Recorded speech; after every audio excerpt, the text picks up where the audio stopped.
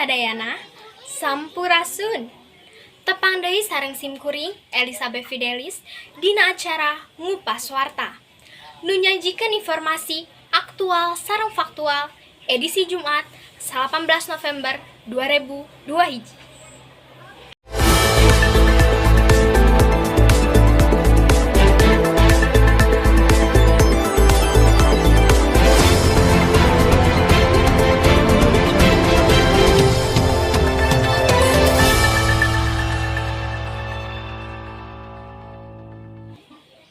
Dina dinten ieu, simkuring bade nempakeun hiji warta ngeunaan kagiatan dina ngajaga lingkungan di sakola.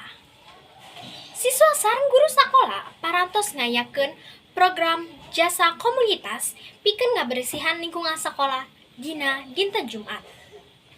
Kagiatan Jumat bersih ieu dirangkap dina tema mikanyaah kana lingkungan sakola. Saatos upacara, siswa sareng siswi ngabagi-bagi tugas ngaliwatan pituduh sareng bimbingan ti guruna. Aya anu ngumpulkeun runtah di buruan, sareng aya oge anu keur misah-misahkeun runtah organik sareng anorganik. Sabagian murid nulian deui ngurus pepelakan kembang anu karek bakar. Aya anu nyiram tangkal, aya nu motong bagian kembang nu parantos layu, sareng aya oge anu ngumpulkeun kekembangan nu tos garing pikeun ngadamel bibit. Kegiatan ieu pikeun praktek pangajaran PLH, pendidikan lingkungan hidup. Ngalatih murid supados tiasa ngabiasakeun hirup sehat sekaligus mikaresep kana pepelakan. Sakitar sajam kagiatan eta lumangsung. Murid sakola teras ngabersihan pananganna nganggo sabun.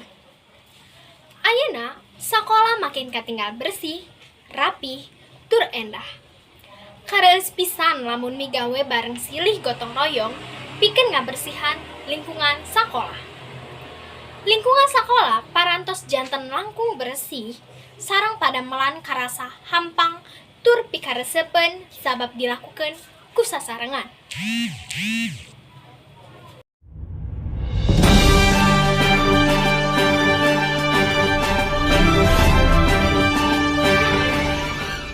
Rupina mung sakitu anu kapihatur, wilujeng patepang deui dina warta anu sanesna dina dinten nu bakal dongkap.